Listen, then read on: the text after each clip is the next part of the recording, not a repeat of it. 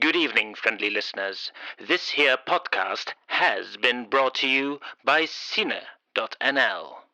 This must you see. Will you please listen up to what I have to say? Cause we're in for some old-fashioned wrestling today. Not the violent, oily, opposer-ish kind, but the kind that involves pins and thumbs you will find. Cause it's thumb wrestling time. Yes, it's thumb wrestling time. So we will discuss pros and cons, faults and pluses of all your favorite movies. And we will ponder the merits of cinema in this WrestleMania. Cause it's thumb wrestling time. Yes, it's thumb wrestling time. Yes, it's thumb wrestling time. Hello, pot people! Wow! Yes, that, as always, is from The Invasion of the Body Snatchers. You, my friend, are listening to Thumb Wrestling, the movie podcast in which I, Ruud Vos, will be talking with a guest about a certain film about which we disagree. And you have reached episode Buffalo 66, episode Le Mans 66. And it's one I recorded remotely 3 months back on April the 16th with my guest, who is very, very Swedish. What does that mean? Well, I guess just her location and her nationality, really. And her name is Sarah Giercksky, or as you might better know her, Sarah of Horror. She's been co-hosting the video podcast Bitches of Horror with Jasmine Martinez, but also this year she started her own solo YouTube channel where she does reviews and she shows off her personal horror collection. And she also writes, directs and stars in her own horror shorts. One is called Mimes, which is surprisingly about mimes, and another one is called Create Your Killer. Sarah, with her very recognizable, very bright red wave of hair, clearly has a lot of fun with the genre. And when I scrolled her Letterboxd profile, I was very surprised to see that she gave a 5-star review to today's movie, The Human Centipede. And I thought to myself, well, that gives us something to talk about. For one thing, the director Tom Six is from my native country of the Netherlands. And he's turned a very disgusting idea into a very lucrative franchise. The movie tells the story of Dr. Joseph Heiter, a German physician who becomes obsessed with the idea of stitching 3 people together mouth to anus to make, you guessed it, a human centipede. The movie sort of follows a very tropey Hollywood horror format, where 2 American girls have their car break down in the middle of the German woods where they stumble upon the house of Dr. Heiter, played by Dieter Lasser. And then he proceeds to kidnap them and stitch them together with a Japanese fella to make the human centipede. And then the police turns up and all chaos ensues until everybody basically loses. We end up with a shot of the middle girl who's stitched in between the Japanese fellow and the other one, and they're both dead.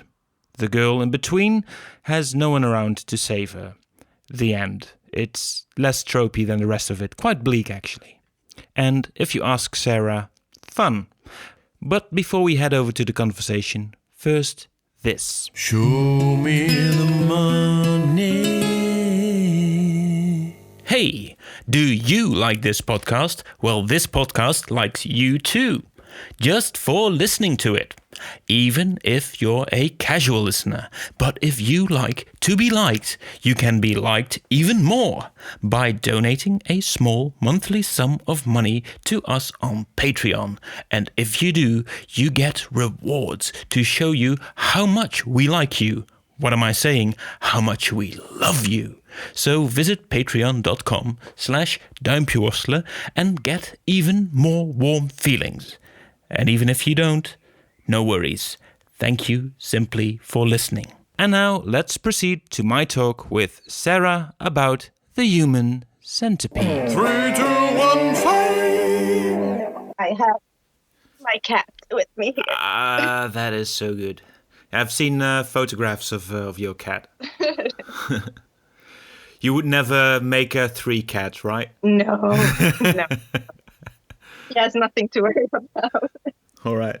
So I'm very happy that you agreed to talk with me about the Human Centipede.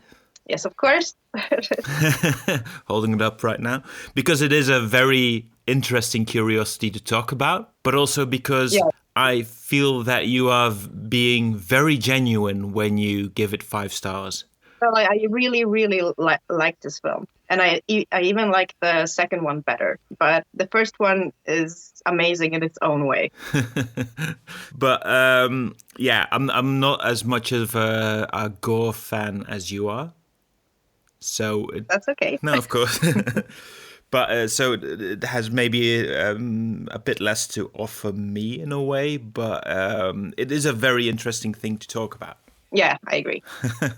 Yeah, I would just like to hear your sort of an opening statement. What is this movie to you? Well, this movie is definitely something very unique and very weird in its own way. Just the premise is very, very special, and that is what kind of drew me in, because I really wanted to know, so with this premise, how is the movie going to evolve?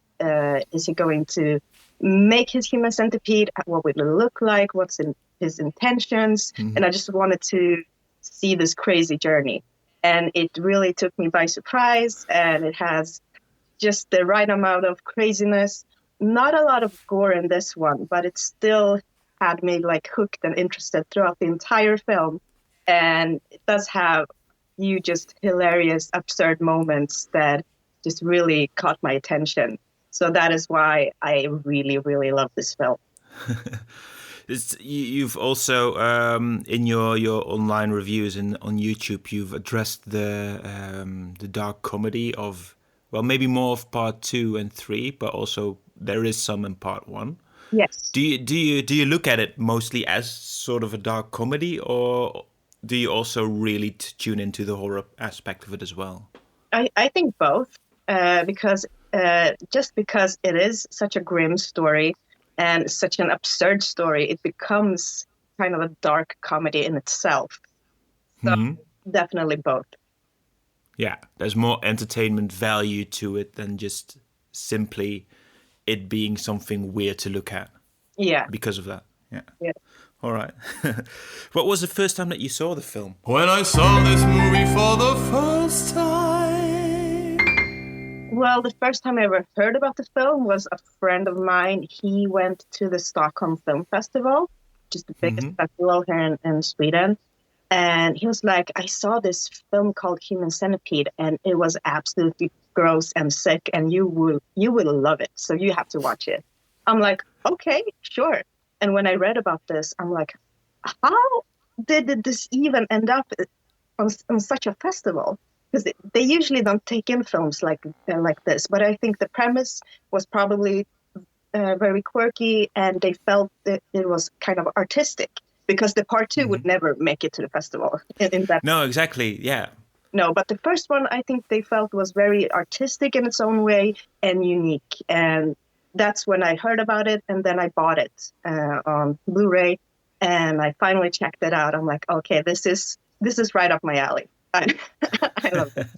It actually sort of surprised me that it's not as outrageous as you might think in advance. I think part 2 definitely doubles down on that, because Tom Six had heard that some people were a bit disappointed that part 1 wasn't as gory. He got a lot of critique for that, so he's like, all right, in part 2 I will show you everything that you critiqued me for. Here you go. Just give the people what they want, basically, the fans. Yeah. But yeah, the point that you just made, I think I would have made too, that if he would have made part 2 as part 1, just a very weird guy obsessed with this idea and the nastiness of it, then I don't think that it would have gotten the pull internationally that it has now. No, I agree. I rewatched it now, but I thought, well, I should at least also watch part 2 and 3 to just know what I'm talking about in full. But it also, when I watched first part 2, which is very nasty, and I sort of forgotten how part 1 really was. I knew that I was a bit disgusted by it because, well, the idea is quite disgusting. but then you watch part 2 and then part 3 and then go back to part 1. It didn't really affect me at all anymore. No, it feels different. It does. So I agree with you there. After watching part 2, I've seen it the most times, and then part 3, and then rewatching part 1 just now, as I told you, it feels really different. It feels very kind of calm in a way, because there's not a lot of chaos like in number 2 or 3, and it's a total different feeling. Yeah, part 1 is more of a regular horror movie. Yeah. You say you like the craziness of it. What about the craziness appeals mostly to you?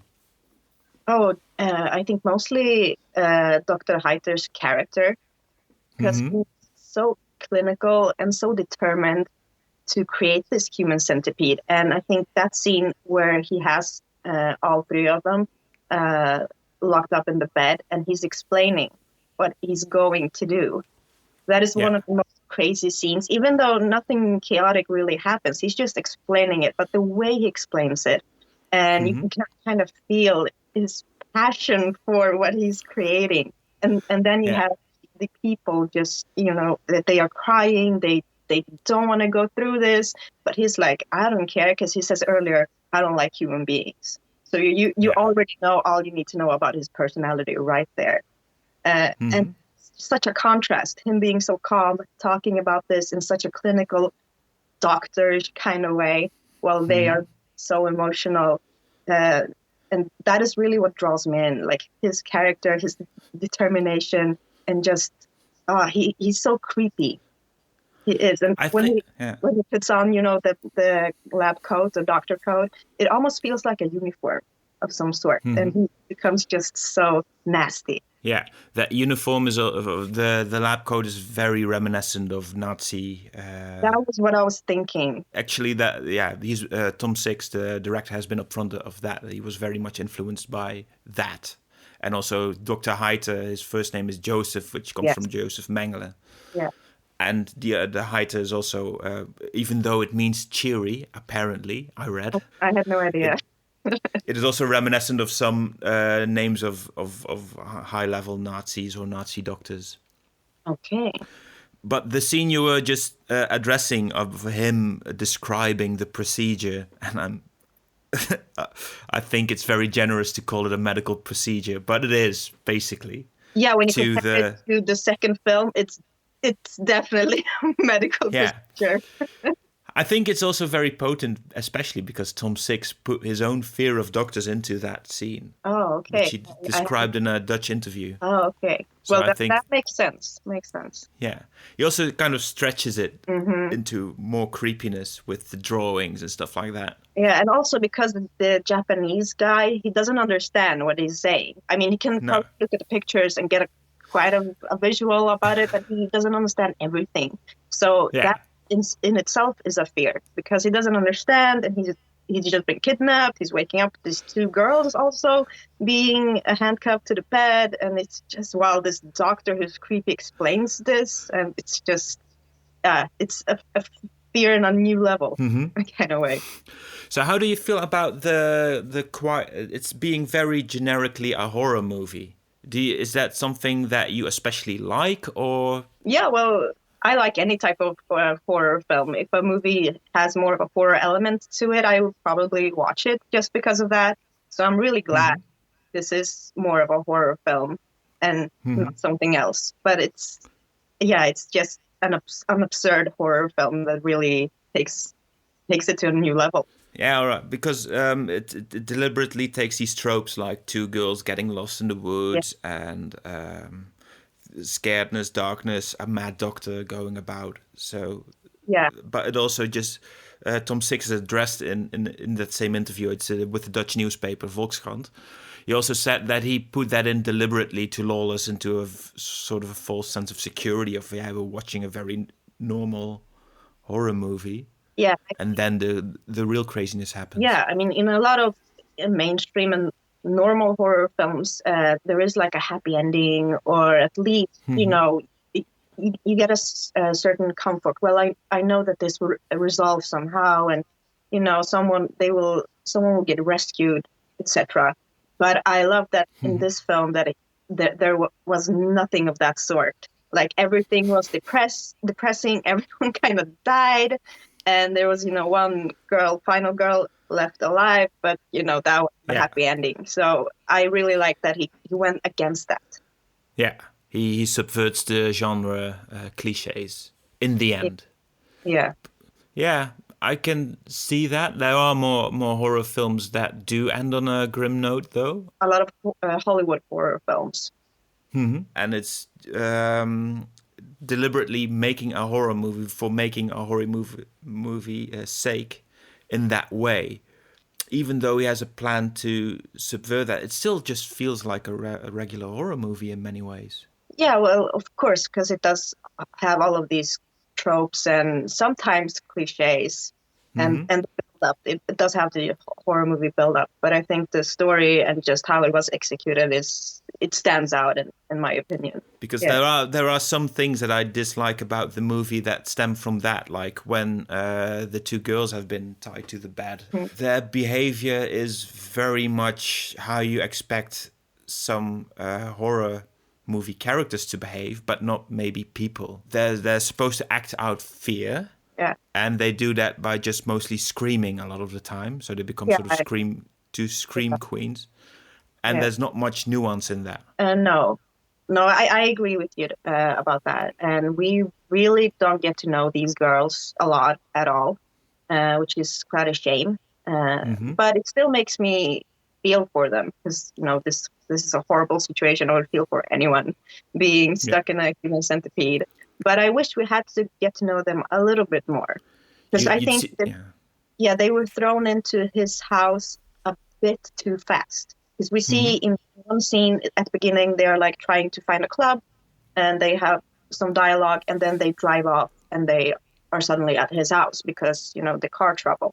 So I think that went a bit fast. They could have evolved the characters a little bit more, letting us get to know them a bit more. Yeah, and maybe establish a relationship between those two girls. Yeah. At least a difference of personality, because it feels like they're the same character, only double. Yeah, and then they even have very similar names in real life. Ashley and Ashlyn. Yeah. Doesn't really help, no. No. But so that sort of seems one note. And also the way Dieter Lasse behaves as the doctor, like when they're at his door and he stares at them creepily and not even through a crack in the door or something, like they can't see him, but he can see them. But there's just this glass pane in the door and he looks out at them very weirdly. Yeah, I mean, if you were trying to kidnap people or, trying to get people in your home and, at least give them a sense of false security, then you would try to be a bit more inviting from the beginning, at least. But he was just so creepy and awkward, just right from the beginning, that if I saw him like that, just for a second, I'll be like, no, thank you, bye, I'm going back to my car, This is... No. So that is also that very, very much horror tropiness of the film that sort of breaks the illusion for me. Well, a boy's best friend is his podcast. I must admit to this that there are actually some things about the film that I think are quite good. For instance, the camera work by the Dutch cameraman Goof de Koning is very sleek. And he uses shallow focus in some scenes where I think this really works because it sort of isolates people from the background and stuff like that. And also the use of, the blue light, the blue filter gives the film a much more darker and grim look. Yeah. And I think it works really well, especially with some scenes with Hyder in it. So I think they did a really good job with the cinematography. Yeah, and it tickles me especially when I looked him up on IMDb and I found out that since then he's mostly just made children's movies in the Netherlands. That was enough for him. He was like, yeah, Human Centipede, that's enough weirdness for me, so I'm going in a different direction. Exactly. There's also way more work in the Netherlands in making children's movies, so you can't blame him, really. What do you think is especially funny about this film? It has some dark comedy to it, dark humor moments. And the one scene that stands out is, when they're outside and the Japanese guy suddenly has to relieve himself because he has eaten. And the look he gets on his face is like, when he's like, "Oh, I'm so sorry," and to Lindsay, who's right behind him, because he knows what she has to go through, and he's like, I'm so sorry," and then Heiter says, "Feed her," and it's just such an absurd scene, and it just made me laugh because of just how absurd it was. So that was one of the dark things I mentioned. That was just so absurd it becomes unintentionally funny, I guess. Do you also laugh because you're uncomfortable? Yeah, of course. Yeah. I do that a lot. Did you laugh more during part 2, which is way more uncomfortable? Oh, yes. I laughed so much. But I think I laughed the most in part 3, just because it felt like a parody of the first 2 films. And everything is over the top. And it's just like, what? Every scene is more absurd than the one before. So that one is just hilarious. Yeah, and Dieter Lasse, I'm not going to agree that it was hilarious because I didn't think it was that hilarious. It was all right for what it tries to be, I guess. But also Dieter Lasse, by that movie, he's just screaming a lot. And he's screaming, he's just doing things with his hand. And then you have, his sidekick, Lawrence R. Harvey, who is the main guy in the second. And I think like the chemistry between them is really funny in that film because he's just stressed going around being his assistant and Heiter just screaming and doing weird things. I would say that it's mostly the work of Lawrence Harvey in the third one. He makes the chemistry sort of work because he has to do all the reacting to Lasse. To what I'm doing, yeah.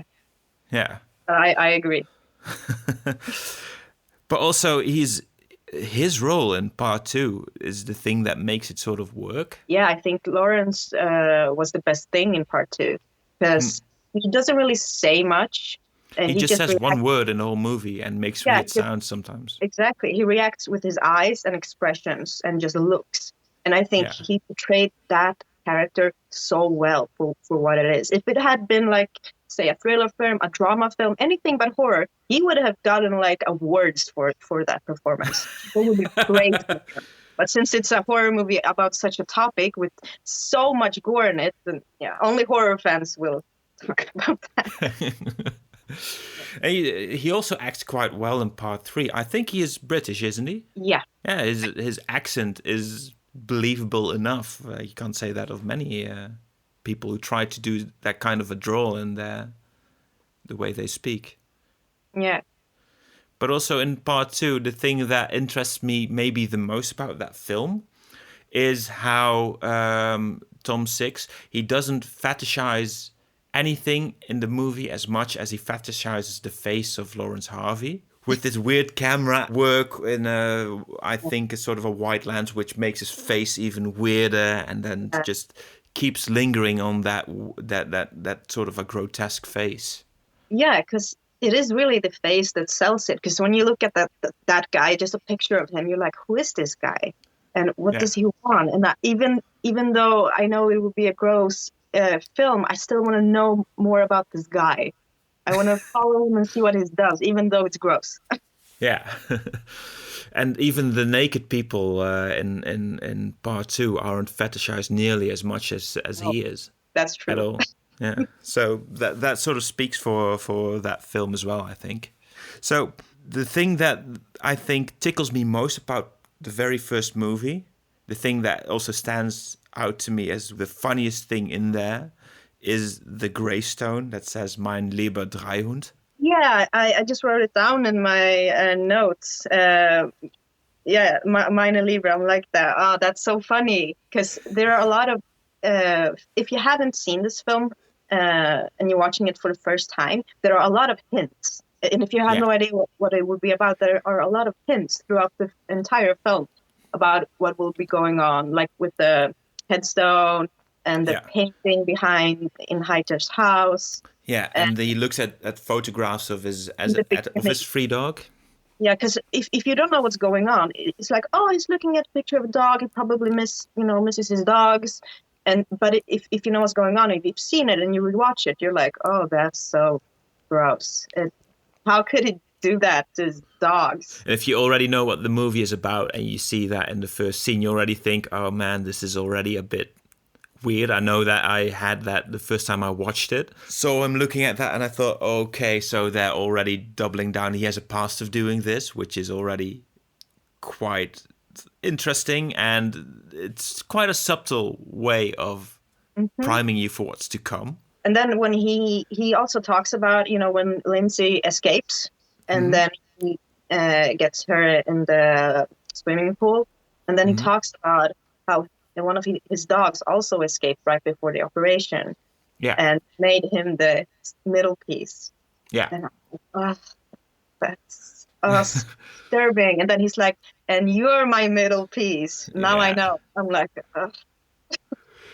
I think scenes like that sort of acknowledge that the idea of the Human Centipede is maybe even more disturbing than actually watching it. Yeah, I think that is the thing with the first film, is the concept and the idea is so much more disturbing than the actual film. Yeah. Yeah, because when I was watching the film for the first time, all I was thinking about, oh my God, is he going to do it? Is he going to do it? It's so disturbing. Is he going to do it? And that itself was much more exciting than when he actually did it. I'm like, okay, but we don't really see a lot, but it's just the idea of what's going on.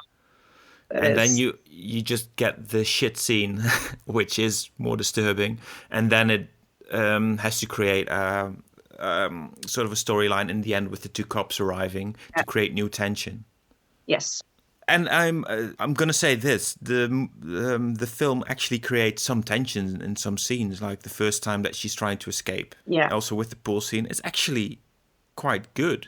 And there's also, when she just falls into the pool as a surprise, you don't know that there is a pool. That's actually quite funny. He just runs into the room and just woof right into the pool. Yeah. And it also makes me think that if he would have put his mind to it, Tom Six could have been a very decent, more traditional horror maker. Like, he can create tension and stuff like that. I would love to see him make more horror films. I know that he was working on one, but it hasn't been released, or I don't know what's going on with that. It has been several years. Yeah, so, the Onania Club? Yeah. I think it's been made. Yeah, because I've seen a trailer, I think, but I don't know what's going on besides that. Hopefully in future we'll have to see. But also sort of it underlines for me the idea that the Human Centipede is very much also mostly a gimmick, a way of announcing himself to the world as a filmmaker, and maybe less a movie in its own right. If you look at it, he was very successful because everyone knows the Human Centipede. Even if they haven't seen it, they know the Human Centipede. And they know Tom Six is just because of it. So I think he announced himself in a very good way, because he's memorable, even though he hasn't done a lot of horror films. And it's also become quite a big part of just cultural consciousness because of stuff like South Park. Yeah, the Human Centipede. I just rewatched that episode a couple of days ago. So, yeah, I haven't rewatched it, but I did watch the documentary about the making of it. Oh. Was it good? Yeah, it's just 40 minutes long. It's on YouTube. The entire thing is called 6 Days Till Air, something like that. It's about how Trey Parker and Matt Stone, those are the names. Felt weird as I was saying it. So how they only need 6 days to create an episode, but it also has become that way because they have the technical ability to make it in such a short time, but just starts with them having no ideas and then going to the writer's room and then within 6 days make a full episode, including doing the voices, doing the animation, stuff like that.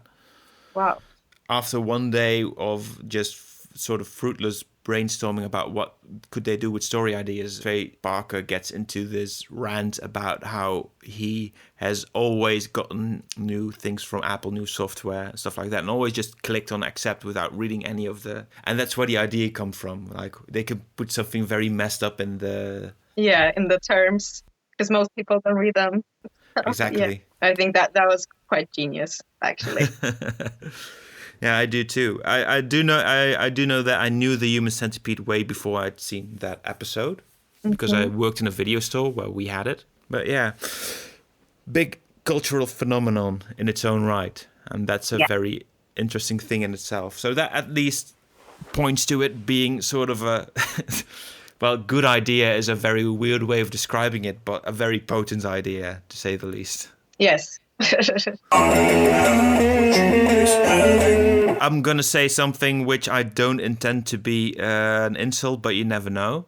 But you seem like a very well-adjusted person, and you enjoy these sorts of movies. Well, yeah, I think so. So how does that come about? Where did your fascination with these kinds of movies start? Well, I watched my first horror film when I was 6 years old. It was Halloween, the original one. Yeah. So I was fascinated with like horror movies and just the darker stuff. I was like darker cartoons when I was a kid. And then when I was 11 or 12, I started writing my own horror screenplays because I'm also a filmmaker. And I loved slasher movies at that time, like Scream and Friday the 13th. But then when I was 13, 14, I wanted to just watch more and see more and get more shocked, because I needed to see more creative and more gore to just, feed the horror monster in me, so to speak. So I wanted to know what's out there. So I started watching things like Cannibal Holocaust and movies like that. And so watching, Human Centipede was just like, yes, give this to me, give all of that to me. But I just love watching like really good and creative effects in film, like gore effects, because I've done a lot of that myself. So I'm always like, how do they do that? And if I see something that is really shocking and nasty and they pull it off in a really good way, then I'm very fascinated and intrigued. And I'm like, wow, that was really beautifully made. Because I don't get scared by horror films. I never have. I wish I was, because I love that. I am jealous of people who get the adrenaline and are like, oh, I'm scared. But since I don't have that, then the second best option is to watch something really shocking and, gory for me. That is the second best option. So that is probably why. So what do you enjoy most about feeling shocked? Feeling shocked, I guess. No, but it's kind of an adrenaline thing also. Okay. Makes you feel more alive, basically. Yeah. And it's like, because I don't want to see real life gore or anything. Like, I'm not interested in real life stuff at all, even real operations. I'm like, I don't want to watch that. So I want to see something like that, but knowing that it's fake. Yeah. So, yeah. There is that level of it, that there's something consoling about knowing that it's artifice and not real. Exactly. Yes. Mm-hmm. And when you say you're jealous of people feeling scared, do you mean like general dread, or especially when they're getting a jump scare, they're feeling surprised and scared? Yeah, they're getting a jump scare, or just feel that really creepy, just scared feeling throughout an entire film. Because I know a lot of my friends, some of them, they jump every time something happens, even though they love horror films. And I just sit there, I'm like, So do you watch these? Have you watched these movies with friends? Yes. As soon as I've seen like a horror film like Human Centipede or Cannibal Holocaust or Solo 120 Days of Saddam, I always get my friends to watch it, and my mom. Your mom? I was like, Mom, yeah, because she also likes horror films. I'm like, Mom, you have to see this. It's really messed up. Please watch it. So I think I saw like Solo 5 times the first week I saw it. 5 times? Yeah, I felt a bit mentally drained after that. I'm like, maybe 5 times was a bit much, but I had to just show it to everyone. I'm like that. Yeah. I watched it one time it was Halloween, and I figured this is probably the most scary thing I can watch, because it's human beings doing stuff to other human beings. And it's, I think, in a way, the most scary thing you can imagine. Yeah, I agree. Like, one of the, I think, most uncomfortable moments for me watching a film is like home invasion movies. Because it's something that happens, and it's a fear of mine. Like someone just comes into your house and just kills or hurts people you love or yourself. Yeah. So that is a bit creepy. So I understand like I don't get scared of supernatural things or stuff like that. But, people just doing stuff to people is way more horrific. Yeah. Yeah, I can definitely understand. I feel that very much. I also do like horror movies that do have like a supernatural element or just murderers or whatever. But that's the thing. I think on a basic level offends me the most in a way that I can handle because it is a movie, of course. Yeah. Yeah, just one question that I had, because also with your mother being into that. Did she have a hand in you watching Halloween when you were 6? No. My dad and mom had no idea that I did that. I don't even know how I was able to watch that. I think I was flipping channels some way, and it just happened to be there. And I was like, oh, what is this? And I don't know where my mom and dad was at that time. And it was just a formative experience, like you saw that and then you just immediately got I was very intrigued. I was like, this is exciting in a way. I didn't really know why, because I didn't really understand a lot, but I was like, I know that this was exciting. Mm-hmm. So that just started you into way more horror immediately, or was it more like when you were old enough and could... I was 6 and I'm like, Mom, can you rent me these kind of horror now? But I think I continued to just flipping channels and saw whatever I could. I remember I saw the last 30 minutes of Pet Sematary, but I had no idea what the movie was called. And then when I was 12, we were having a sleepover at my school, and they put on Pet Sematary. But for the first hour, I had no idea what the film was. Exactly that thing, yeah. Then I saw the last 30 minutes. I'm like, oh, that was the film I saw when I was a kid, but I didn't see everything. I was so happy. I can imagine. Go ahead. What movies do you have to watch to even get offended like that anymore? I don't really know. Like if I want to feel uncomfortable, as I said, I watch like home invasion movies, but otherwise I just watch all kind of horror movies for fun, basically. To have a good... Shaken, not stirred. What does Dr. Heiter get out of making a Human Centipede, do you think? I think because he said that he was a retired doctor.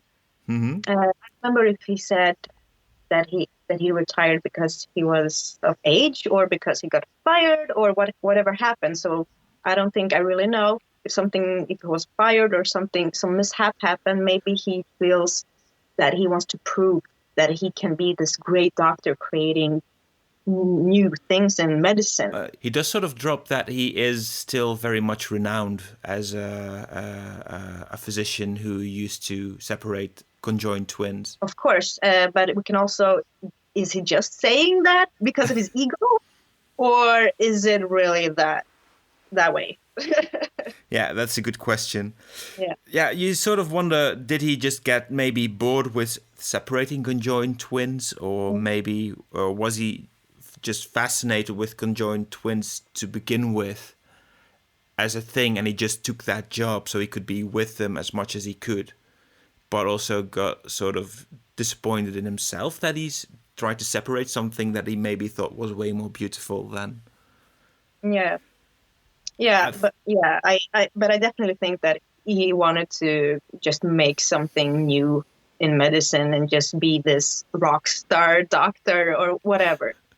So in the movie, he does little more with it than have it bring a newspaper and stuff like that. Yeah, I mean, it's basically he treats the human centipede like a dog, like he would a dog. Yeah, pet. Yeah, a pet. Yeah, in a cage and all. Since he doesn't like human beings, I don't think that his main focus was having it as like having human beings as a pet. He just, I don't know, maybe wants control, domination, and also the medical aspect of things. Yeah. Just see if it would work. How long would he be able to sustain that human centipede? Because, of course, in the movie, as we saw, there are complications. Both of human beings, there's sickness, infection, there are things that can go wrong. So, yeah. There's an idea explored in the third one very shortly with an actor who is also in this one, Peter Blankenstein, one of the two detectives. Oh, yeah. He's also actors from the first film and second film that are in the third film as inmates.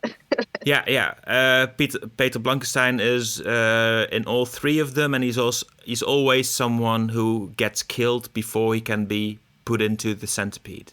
Lucky him. Yeah. In this one, he says nothing. He never opens his mouth, probably because his German isn't very good. Oh, okay.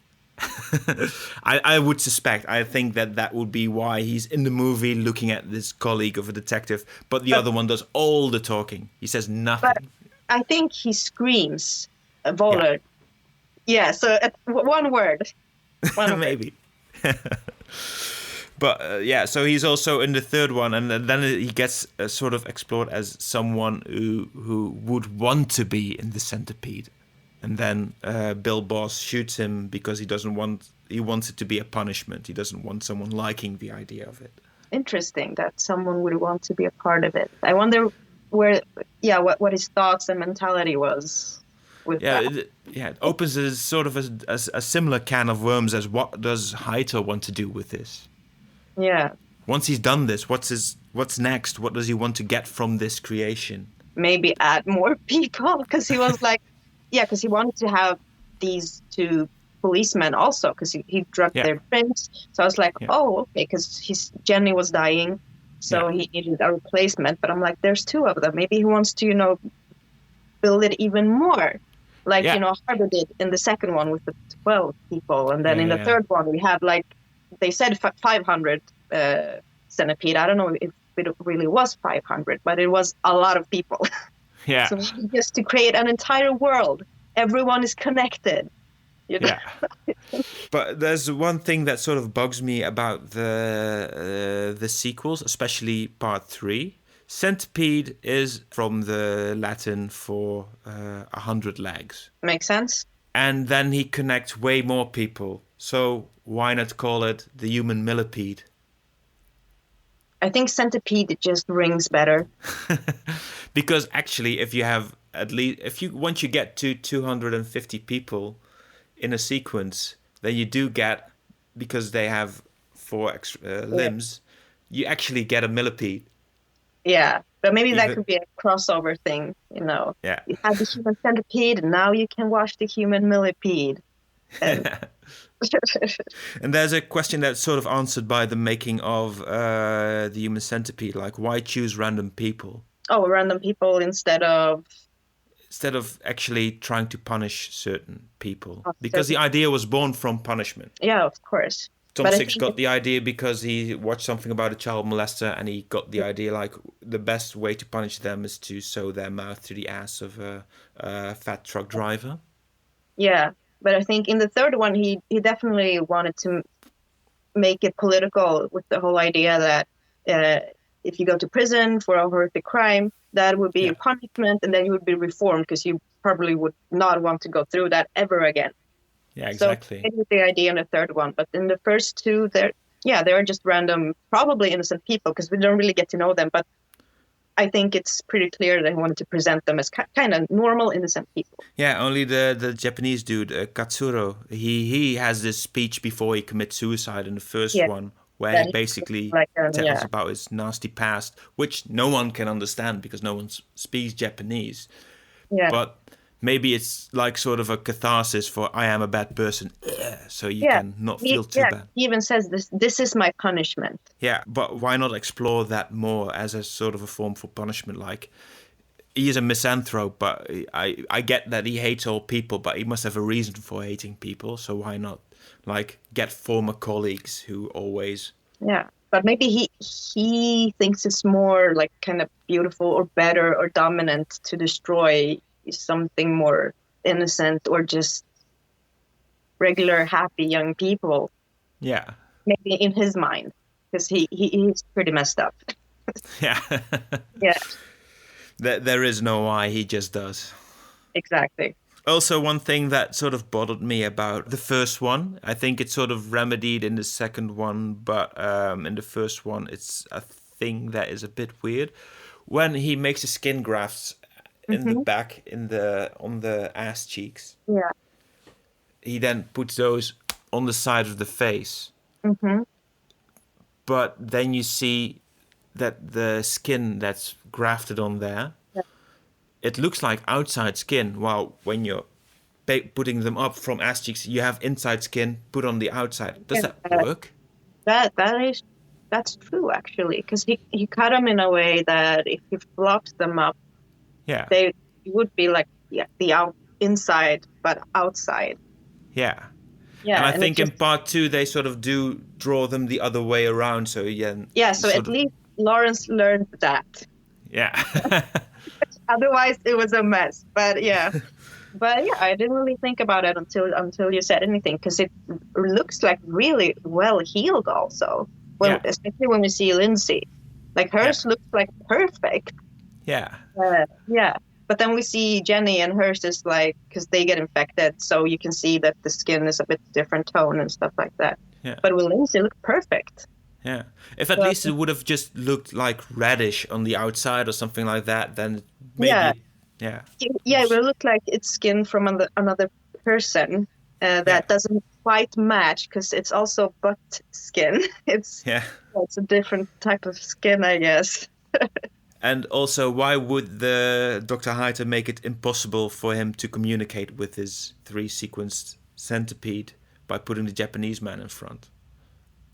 Why wouldn't he choose to have someone there he could at least... doesn't really understand when he commands them to do stuff. Yeah. Of course. Yeah. That is also true. But in one scene, he says that he wants to cut the vocal cords because they are annoying, but they will still be able to hear him at least. But not making the... Yeah, that is very true. It's a very good point. Especially if he wants to keep it as sort of a pet. But maybe he thought, if this man doesn't understand him and I can make him understand in some way, that would also be the dominant thing, kind of, I can teach this pet to do stuff even though he doesn't understand me. And I'm like a god. I'm like superhuman or something like that.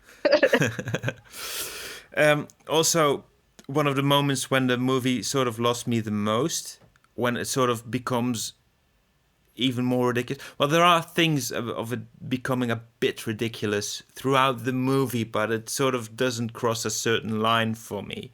Like even the German car driver in the first, it's a very grim thing, and it speaks of a sort of a very, very nasty worldview maybe of Tom Six. The thing that sort of gets me the most, where it sort of says this is not to be taken too seriously, is where Dr. Hyter is climbing the stairs, crawling upstairs, finds some blood on the stairs and starts lapping it up like a dog and going... Yeah, because in the last 20 minutes or so, he's just basically crawling. Because he's not been injured and stuff like that. So he becomes himself kind of a dog. Yeah. Especially when he licks the blood and he's just acting even more crazy. But I thought that was really, really funny. That was hilarious. Like, it was becoming the thing he tried to create. But the lapping of blood also just signals more that he is even more messed up than we realized up till now.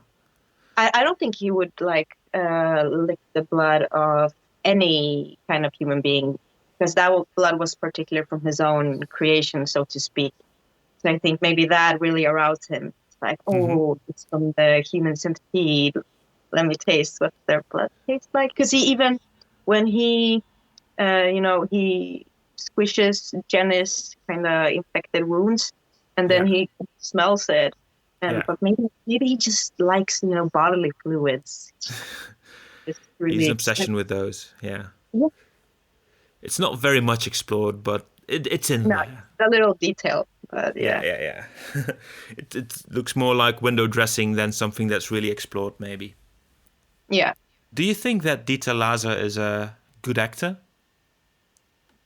Yes, I think so, because this character, it feels in my mind like it was written for him, because he just has the perfect look, the perfect grace, and just he makes it so creepy and so nasty, and it feels like he has no compassion for any of these people. He's just set on making this human centipede no matter what it takes, and he doesn't care about anything. He does it very intensely. there are only a couple of moments in this movie where he just gets a bit Bill Boss-like and starts yelling. But yeah, those are also the scenes that I like least, maybe, or where he is in frame, because I don't like the way he does anger. It's a bit one note, I would say, just one high level of screaming. And yeah, then, it just bursts out like suddenly without any build-up. But that maybe is also just because he's really good at communicating and handling with people when he's stressed. You know, when he has like Human Centipede, like in his basement, and the cops are coming, so it's just comes out.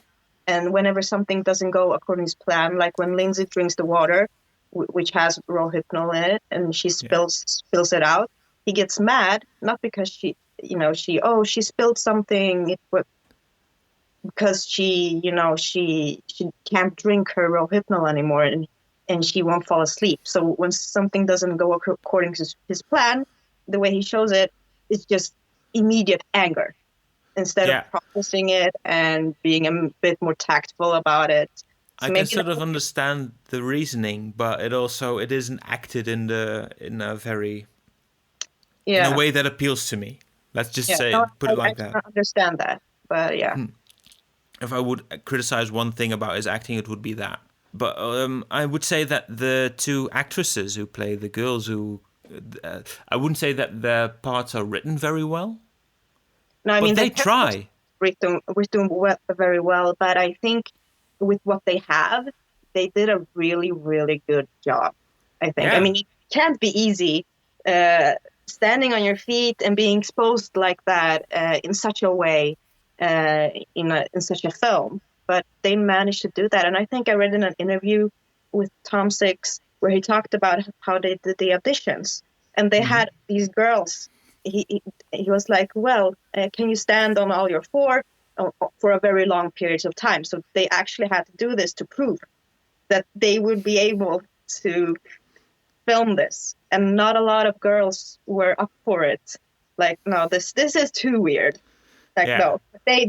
These two were like, yes, we can do it. And they proved it. And yeah, they worked with what they had. It doesn't seem like he just cast these girls because they were willing to do it, but also they seem to actually, they work very hard at trying to make as convincing as they can. Also, just simply the scene in the hotel room and in the woods and stuff like that. I think they worked well together. I felt that they were friends who cared for each other very, very much, especially when Lindsay tries to rescue Jenny. She's dragging her and she's so concerned. And I really felt for her and them in that moment. So I think they worked really well together. The chemistry between them was apparent. How do you feel about the ending when she's left there all alone, stuck in the middle? I think it's a very fitting ending to the grim tone of the rest of the movie. I think so too, because my heart was like, oh no, this is even more horrible because there's no way she can get help. Like, maybe she can, I don't know, pull herself from the grafts, but since he's a doctor, he has made them very, very tight, probably. Yeah. And even though if she could break free, she can't stand up because of the ligaments are cut, and they are probably out of middle and nowhere, and just a horrible, horrible ending. But so it just fits really well, like you said. Imagine that she could pick up a piece of glass, cut herself free from the front and the back, and then she would have to find a phone and then call people and then speak to them with a mouth without any teeth left. Yeah. But I've heard that there's supposed to be a graphic novel of Human Centipede where they address what happens to her, actually. Yeah. But I haven't seen or read it, so I can't know for sure. But people are commenting on my review for it that there is such a thing, or that there was talks about such a thing. I actually read that it has been made. Okay. But the bit of news that I got that from said that they were looking for a publisher, and they hadn't found one yet. Okay. So I think it's not out yet. Oh, I'm hoping it will be, because I want to know. I want to know what happened. If I would have one criticism of the ending, it's that Dr. Hyder seems to get off quite easily. by being shot immediately in the head, even Immediate- though he is wounded before that. So maybe there's some. it I does would feel- have loved to see him be a bit more punished, so to speak. But it's like real life. Usually, the bad people get off easy. It would have Yeah. been maybe interesting if he would have tried to flee and crawl through a bit of woods and then found himself with a couple of dogs who tore him to shreds, something like that. Yeah, like it would not have fitted a film, but if the three-headed dog came back as a zombie or something and just, revenge on Dr. Heiter. Maybe brings it a bit full circle. Human sacrifice dogs and cats, living together mass hysteria. What do you especially enjoy more about part 2 than about part 1? Well, that we got to see a lot more gore, and that is just feels much more cold and really just raw, because the environment is kind of raw where he's building this human centipede. It feels cold. It feels just very nasty and gross. And also just Lawrence R. Harvey is so amazing in it. It's so creepy. And of course, that it's in black and white. I really enjoyed that detail. But there's also colored version. So I haven't seen it yet, but I really want to. But I think it works really, really well in black and white. I think that was the right decision. Maybe that was because it was too gory, so they had to, That's the way it was explained, yeah, that the production company or something like that thought that it would be too gory in color, so they made it even more abstract by making it in black and white. Yeah, it kind of reminded me of that scene in Kill Bill, where it turned black and white because it was also supposed to be too much blood or gore. So it was a really nice detail. And Tom Six still uses that to make sort of a... He said it was sort of a parody of, at least a nod to Schindler's List. Yes. But instead of a red coat, it's brown shit. Brown. Yeah. Yeah. So it's black and white and with a touch of brown. But there is also way more disturbing stuff in part 2. Like... Yes, way more. I mean, they had to cut... I think someone wrote that they had to cut... 32 cuts were made just to be able to release the film. To at least get an 18 and above rating. They had different cuts also in the US. They cut off some stuff, and then in Britain and England, they cut off other stuff. So I think I have the one that was released in the Great Britain or something like that, which doesn't contain the same stuff as the one released in US. So you really have to get the right release to see. Exactly. In Britain, they cut out the violence stuff, and in America, they cut out the sex The stuff. nudity, yes. That is always the thing. In America, they're like, oh, nudity, no, but violence, no problem. And then it's the opposite way. Make it as gross as possible, it's fine. Yeah, but nudity, oh, no. No, yeah. But that's also where some of the most disturbing stuff happens, like the masturbation with sandpaper. Yeah. You don't even see it that much, but... Yeah, you just see it a little, but then also, that girl being the last in the centipede, Emma Locke. Yeah. Yeah, not fun. With the barbed wire. Yeah, no. No, it's... well, especially with the psychiatrist... I'm going to put that in quotes, saying that a centipede is like a phallus symbol, and then him having that in front of him as a sort of a huge phallus as well. Yeah. I don't even know if that was thought through as much as I'm doing it now, but... maybe not. But it is an interesting, weird side effect of how everything is portrayed in it. Yeah. But it is part 2 where halfway through I just didn't want to continue watching anymore. But I did. Was it at a particular scene that made you feel like that, or just overall? It's by the time you have the scene in the garage where Martin works as a security guard, and he sees that car where there is a guy with a prostitute, and in the back is his psychiatrist. Yeah. And it's by the time that the prostitute has run away and is going up the stairs and he's going in behind him. It's by that time I thought, I don't want to watch this anymore. But I continued. Because you had to see the centipede. And there's also, of course, the baby's head after the birth scene. That was crazy. Like the mom gets in a car, she gives birth and doesn't even look at the child. Like not once, doesn't even pick it up. She's like, no, I'm getting out of here. Like, this is too traumatic for me to even be able to love the child from now on. Pick up the baby. Like take 1 second to pick it up. You're in the car. You have like 2 seconds to pick it up. Yeah. No, this is hell, and I need to get away from this as far as as quickly as possible. Yeah. Crazy scene. Crazy scene. Is that something that you laugh at when you watch it? Maybe not so much in the second Human Centipede, because it's much more nasty and gruesome. Yeah. But I think maybe like one scene where Martin is celebrating, like when he's created them, and he's like, he's standing there like, I am a doctor or something like that. Look at my creation. And it's really not that good.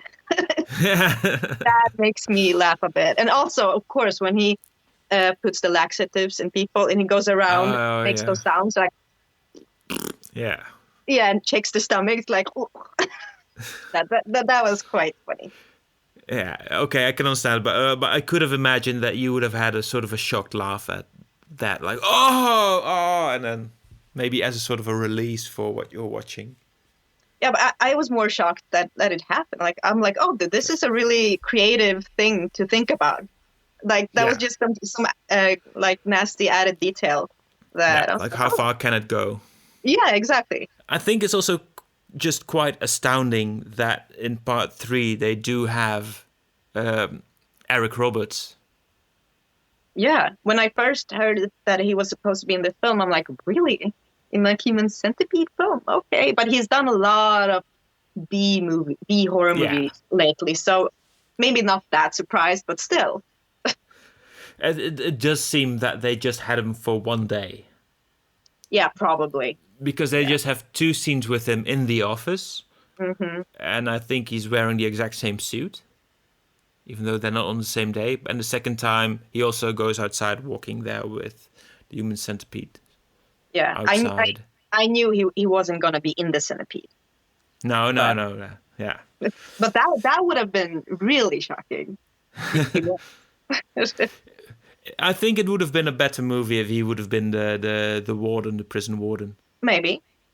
I think Dieter Lasser was more fitted for his part in the first one than in the third one, because I think he plays a like more clinical medical doctor, like someone who's cold and calculating better than someone who's like over the top and just screaming and Eric Roberts, he just comes in there and he just does his things, and he can be charming without any effort, so he's put that into the role.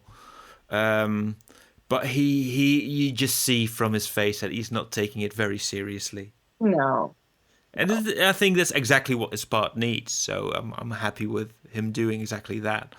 Yeah.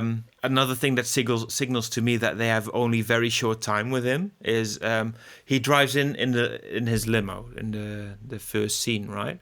And the limo is driven by a female non-speaking character, who is played by Ilona Six, who is Tom Six's sister and the producer of the movie. So it feels like she just got the limo, went to pick up the actor Eric Roberts from the airport, and just to save time, they just filmed them driving in from the airport. So that's how she got into the movie. Yeah, and she was like, "Yay! Now I have a small part." Yeah, it's just a guess, but it could very well be that. But it would make sense. It would sort of make sense, yeah, definitely. Improvement Dazio. I think in this case, because there is already a version where someone has taken this idea, rolled with it, and improved it so much in a very cool and intelligent way, and I'm talking about the Human Centipede of South Park, I think I'm never going to top that. No.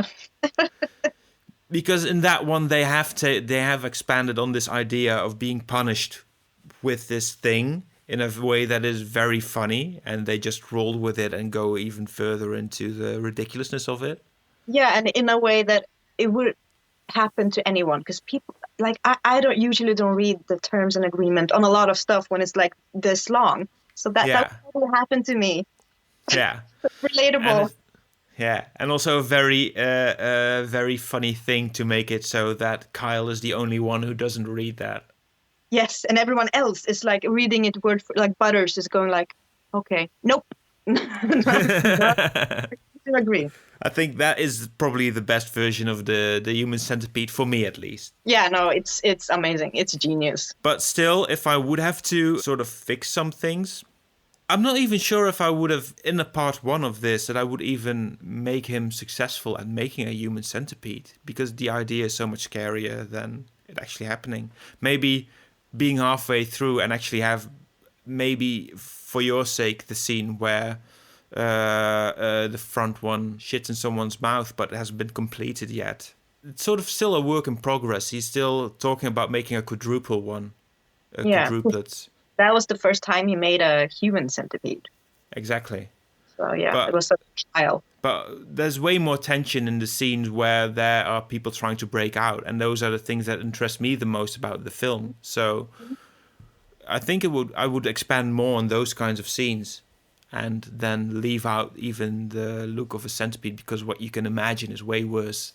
And also the drawings, which you have to fill in with your mind, are worse. Yeah, Especially... I think even if you didn't get to see the whole centipede, in the scene when it has the mirror and he shows themselves looking at the centipede, just show like little bits of that. Yeah. So we could just see little things and see what they see in the centipede. That's also really creepy. Oh, point of view shot. Yeah. When you're in the ass. Oh. Yeah, that would be kind of hilarious to have those kind of camera settings and just making us feel like we're part of the centipede. Maybe make a Hardcore Henry style version of the Human Centipede where the viewer is one of them being put in the middle somewhere. Yeah, exactly. And you get to see a mirror shot of the Human Centipede. Yeah. Of who is on your ass. Yeah. And then you also have, the... by this time you can smell stuff through the TV or whatever. Smell-o-vision. Yeah, and when you have an IMAX and stuff like that, you move, the chairs move and stuff like that. And oh God!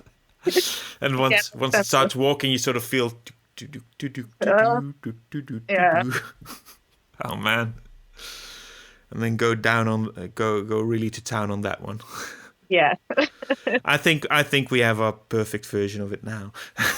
Exactly. Now, I think I would also like to explore a bit more the darkness of the character of Dr. Heiter, because it also seems like there's more to explore there. Oh yeah, there is a lot more to explore. It's also always interesting to explore people who think very differently, especially in a messed up way. You want to know exactly why and what made them this way, and what is the trigger moment and point in where they decided, like even with the dogs, that they decided to do something like that. Well, there's a mystery to it now, and that maybe also has some function. But I think the mystery is also not there by design. I think that if Tom Six would have been interested in answering the question of what does he want to do with the Human Centipede now, that he would have answered it. And it now just focuses on the idea of there being one, and that's it. Yeah. Yeah. All right. So I also asked you for 3 film recommendations. So I'm very curious to see what you have. And if it's in line, oh, wow, that's almost a pun, in line with the Human Centipede or not? Well, maybe not in line with Human Centipede, but... Tip 1! Have you seen the film Dead Snow? I know it. I haven't seen it yet. Nazi film? Yeah. Mm-hmm. It's a really good splatter zombie comedy from Norway. And if you haven't seen it, I really, really recommend it. It's so good. It has a lot of gore, but it's very funny. And it also wears the ridiculousness of its idea on its sleeve, I think. Exactly. It has a really unique story and kind of absurd story also with the Nazi zombies. And Yeah, but it's also very beautiful, shot in the Norwegian fjords with the beautiful mountains and snow. So that is also why I really, really love it. And is it also a funny movie? Yes, it is a comedy, horror comedy. Okay, I hadn't seen it yet and not explored it to that extent yet, but I do know that lots of people like it, and I would sort of judge it that it also is out for a laugh. Yes. Tip 2! And then the second one, I just recently reviewed it. It's called Cat Sick Blues. And it's about a guy who he loses his black cat. It dies, called Patrick. And he's so stricken with grief that he thinks to himself that the only way that he can bring Patrick back is to kill 9 people, 9 lives. So he sets out to do this in a most ridiculous way. It's and he himself becomes a cat in a way. He has a really awesome cat suit, cat claws, and it's over the top. It's very grim and it's very gory. Sounds interesting. Well, from when is that film? I think 2 or 3 years ago, but it's not really that funny. So it is more in line of Human Centipede kind of feeling. Tip 3! Yes. Number 3 is one film that I will review later this year that I really, really like. It's Terrifier. Have you seen it? I haven't seen it. Okay, well, that's good. Then you have lots of films to look forward to. Yeah, But, definitely. it's about this clown called Art. He goes around and basically kills people. It's not like the story isn't really that complicated. It's quite simple, but it's super gory. I think it's very creative. And the look of the clown is really, really good. It's very creepy. Terrifier. Number 2 is coming. Okay, I have seen Stitches, which is also a bit like that. Yeah, that's very good also. Yeah, I really liked Stitches also because I knew the comedian Ross Noble before that as someone who mostly improvises, so it was the first acting role I saw him in, but also one that quite tickled me. But is it similar or is it has its own tone? It has its own. It's much darker and much gorier, and You like the gore? I do, and that is why I'm having my gore month on my YouTube channel right now. Yeah. And you have a name to uphold. Yeah, Gorlicious. The second movie you recommended, it starts with the death of a black cat, and it made me think, will it be a thing you would want to revisit if something would happen to your cat as sort of a catharsis, or do you think, no, that might hit too close to home? Yeah, I know what you mean. But no, I think I would revisit it anyway, because I lost my dad when I was 10 to cancer. But I still like to watch movies where someone dies from cancer, or not because I enjoy it, just because, it's good to be reminded and to connect with the feelings and maybe work through them in that way. Yeah, it helps you process them to explore those feelings. Yeah. And so we fought and we battled as we beat each other up. Both of us tried hard, we both failed. Yes, I had you by the thumbs, but neither of us won. Only the love for cinema prevailed.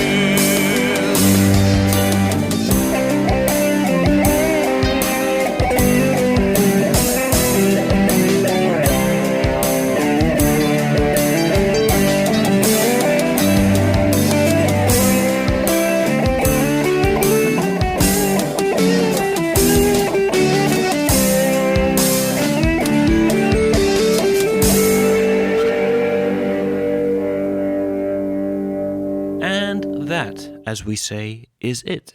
Thank you so much for listening, and also a lot of thanks to Sarah for being available on such short notice. Are there any movies I can recommend to you folks? Of course, I saw a few again last week. One of them was the new Pixar movie, Luca, which I thoroughly enjoyed. A movie about an Italian boy sea monster called Luca who wants to be a real boy, sort of. It's a very small story, but it's executed very well. And it almost succeeds at making Italy look even more beautiful than it already does. And I also want to extend a recommendation by one of my guests from one of my Dutch episodes, Kachun. He recommended a couple of movies by Wong Kar-wai, the Chinese director, and especially Fallen Angels. And even though I saw this for the first time and it didn't really click with me, I could still very much see what makes him a great director. So it's not really my personal recommendation, but please seek him out and go see for yourself, judge for yourself. Especially because a lot of Wong Kar-wai films are playing on the big screen right now all over the country, especially in Amsterdam. And that is the best way to experience them. Also, maybe you can expect a related podcast soon, but it won't be about Fallen Angels, just so you know. Alright, that's it for me. Dutch listeners, you can listen back in a week for a new episode. English listeners, a bit later, but not too late. This, of course, has been a cinema production. Edited and presented by me, Ruud, de 20e eeuwse Vos, with a delicious set of jingles made by the genius that is Roy Gutters. It was also made possible by our patrons, Casey the Great, Onno Lubbers, Edwin and Niels Timmer. And if you also want to become a patron, you can do so by going to patreon.com/duimpjeworstelen. Sorry, Dutch word. Yes. Okay, we're also, of course, on social media. So that means Twitter, Facebook and Instagram. And of course, all your hate mail can be sent to duimpjeworstelen@gmail.com. Let me end this episode by telling you all to take it easy, or better yet, take it sleazy.